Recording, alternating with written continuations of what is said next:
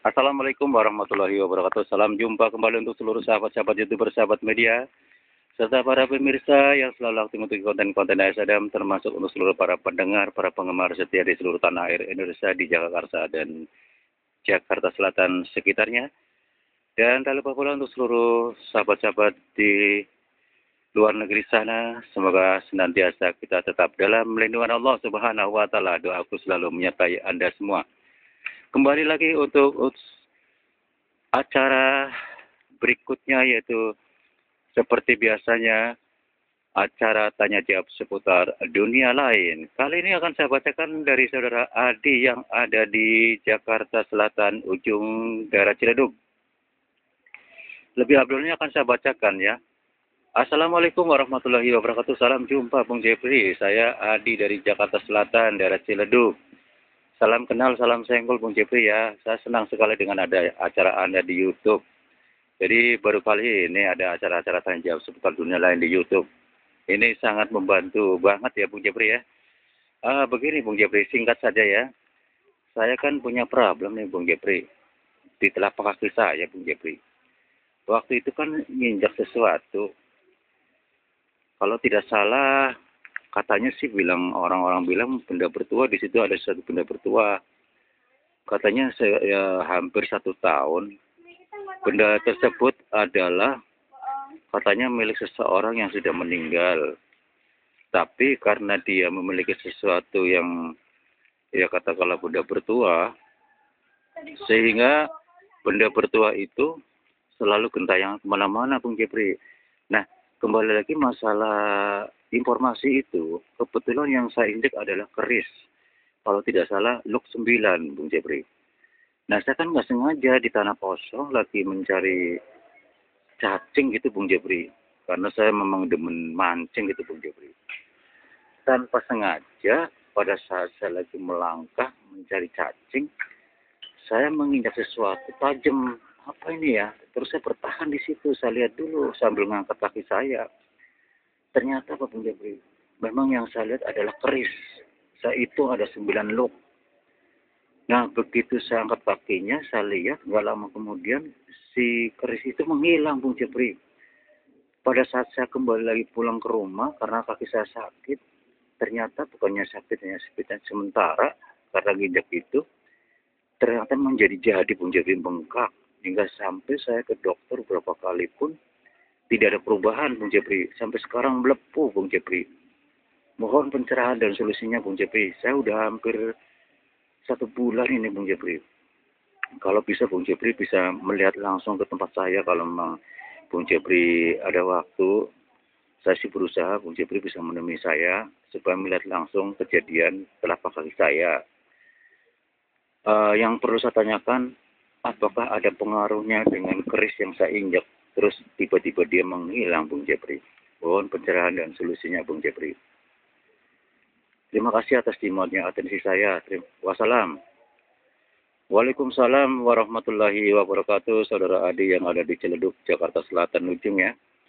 Terima kasih atas atensinya yang sudah masuk adanya di studio kami, Radio RS yang ada di channel ASADAM. Dan terima kasih pula Anda telah bergabung di mana adanya Radio RS yang ada di channel ASADAM. Kembali lagi pada masalah kronolog Anda, bahwasanya Anda sakit telapak kaki gara-gara menginjak keris begitu ya, pada saat Anda sedang mencari cacing di salah satu pekarangan. Sebelumnya Anda sudah mengetahui adanya riwayat katanya ada keris bertua yang dimiliki orangnya sudah meninggal. Dia sering gentayangan, banyak orang mengetahui barangkali gitu ya. Anda bertanya, apakah telapak kaki saya menjadi-jadi sehingga menjadi borok, katakanlah seperti itu ya, bukannya tambah sembuh padahal sudah ke dokter ya, sudah berulang-ulang, tidak kunjung sembuh. Secara mata batin, memang keris itu adalah keris bertua. Sebetulnya bukan keris luk 9, tapi itu keris Nagarunting yang memiliki luk 7. Perlu Anda ketahui, Saudara Adi, bahwa keris Nagarunting memang memakan darah. yaitu darah manusia. Barangkali orang yang memiliki yang sudah meninggal, dia buat kemaslahatan yang tidak baik. Sehingga pada saat si pemiliknya sudah meninggal, yang namanya benda bertuah, tetap dia masih gentayangan kemana-mana.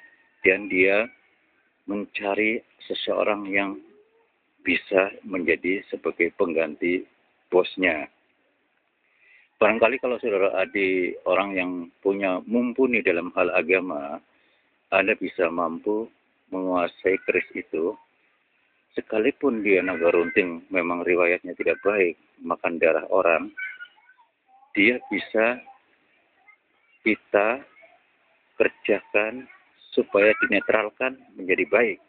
Apalagi kalau yang kedapatan si pemilik itu yang baru, katakanlah Anda, orang yang istiqomah, keris itu akan lebih baik dan akan mengikuti apa kata Anda kalau kita bermain dengan kodam ya.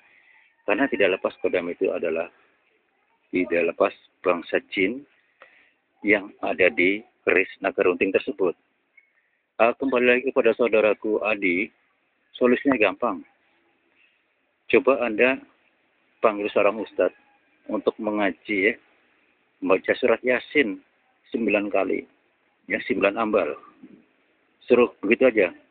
Diniatkan, niat karena engkau, ya Allah, supaya Bang Adi, penyakit yang ada di telapak kakinya yang dengan alasan menginjak keris naga runting tersebut agar kembali normal seperti itu. Karena pada saat Anda menginjak, si kodam itu kan masih bekerja. Nah, si jin itu sempat mengikuti rumah Anda. Jadi Anda yang pertama, memang langkah utama adalah Anda diruqyah. Setelah itu baru pengobatan bagian telapak kaki. Insya Allah, yang namanya herbal itu banyak sekali. Yang penting doanya, melepaskan sesuatu gaib yang ada dalam tubuh Anda. Dan kalau masalah keris naga runting, sebetulnya bagi orang-orang pintar bisa menjegalnya, kita bisa ambil dia, dimanapun dia berada akan ketahuan, kita bisa tangkap. Dan bisa saja kita leburkan ke bumi supaya dia tidak gentayangan lagi, supaya si kodam itu terpisah dari satu benda yang namanya keris naga runting.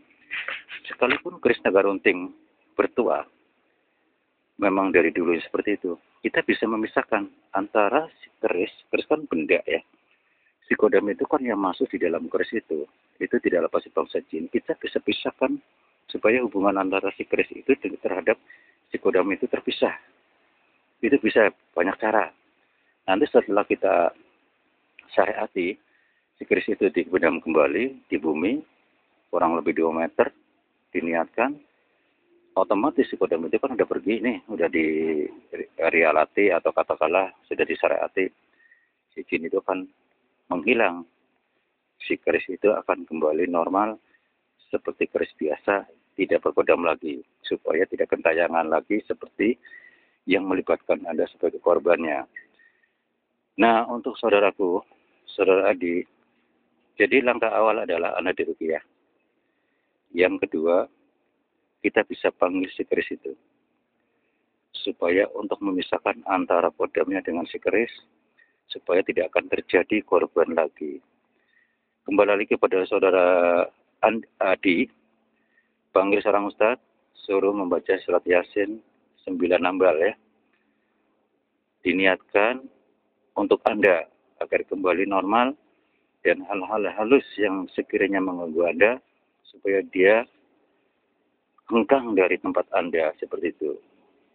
Kalau bisa, kalau memang ustadz itu memang dia sudah terbiasa meruqyah, Anda diruqyah sebelumnya, baru si ustadz itu suruh mengamalkan surat Yasin 9 ambal, niat karena Allah, melalui air doa ya. Nanti air doa itu buat nyiram telapak kaki Anda. Insya Allah telapak kaki itu akan lama-lama akan mengering dengan sendirinya. Karena biar bagaimanapun 1000 kali Anda mengobati, kalau makhluk tersebut belum keluar dari tubuh Anda, masih di lingkungan rumah Anda, dia akan menjegal terus. Anda merasakan berapa kali Anda ke dokter, ternyata tidak kunjung sembuh, malah tambah seperti kayak ikan pepes ya, telapak kaki Anda. Nauzubillah min dzalik. Nah, itulah saudara Adi yang ada di Jakarta Selatan, Ciledug. Mudah-mudahan Anda puas adanya.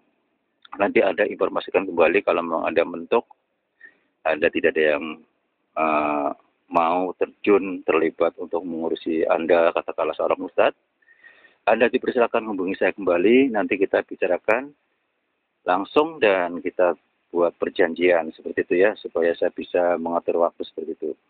Demikianlah saudara Andi yang ada di Ciledug, mudah-mudahan Anda cepat sembuh kembali, dan apa yang saya jabarkan, apa yang saya berikan solusi buat Anda, mudah-mudahan Anda puas adanya, karena waktu juga kami harus turun dari udara. Demikianlah saudara pendengar yang berbahagia di seluruh tanah air Indonesia, di Jakarta, Jakarta Selatan, dan sekitarnya, termasuk sahabat-sahabat negara tetangga sana, baik sahabat YouTuber, sahabat media, dan para pemirsa, karena waktu juga kami harus turun dari udara. Insya Allah kita jumpa lagi di waktu yang sama dengan acara yang sama, tanya jawab seputar dunia lain. Apabila ada salah-salah kata dalam penyampaian, saya beri mohon maaf. Wassalamualaikum warahmatullahi wabarakatuh. Ihdinas siratal mustaqim.